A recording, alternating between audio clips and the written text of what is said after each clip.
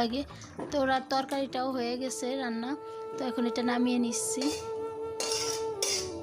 তো আজকে সিম্পল খাবার দাবার বেশ মানে ভালো লাগে এইসব আর কি, একদম মশলা জাতীয় খাবার মাঝে মাঝে ভালো লাগে না, একটু হালকা পাতলাও ভালো লাগে।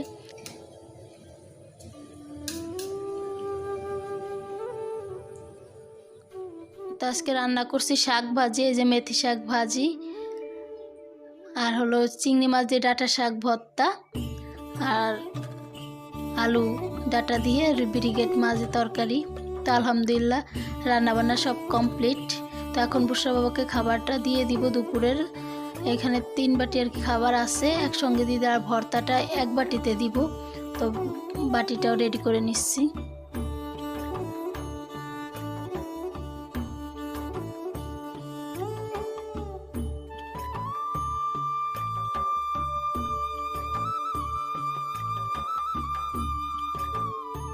আর বুশরা বাবা দুপুরে একদম অল্প খাবার খায়, আগে থেকে খাবার কমিয়ে দিছে, তো এইখানে একদম অল্প করেই দিছে খাবার।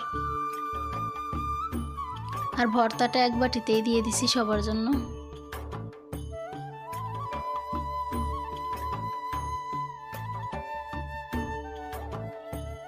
তো তারপরে দুপুরে খাওয়া দাওয়া করিয়ে জায়েদকে আবার মাদ্রাসায় দিতে গেছিলাম, ওর আজকে রেজাল্ট দিছে আলহামদুলিল্লাহ। তো এই যে ইমাম হোসাইন পুরো 100 মার্কই পাইছে, ও ফার্স্ট হয়েছে আলহামদুলিল্লাহ। খুবই ভালো লাগছে দেখে, রেজাল্টটা দেখে আসলাম, তো একটু ভিডিও করে নিয়ে আসছি।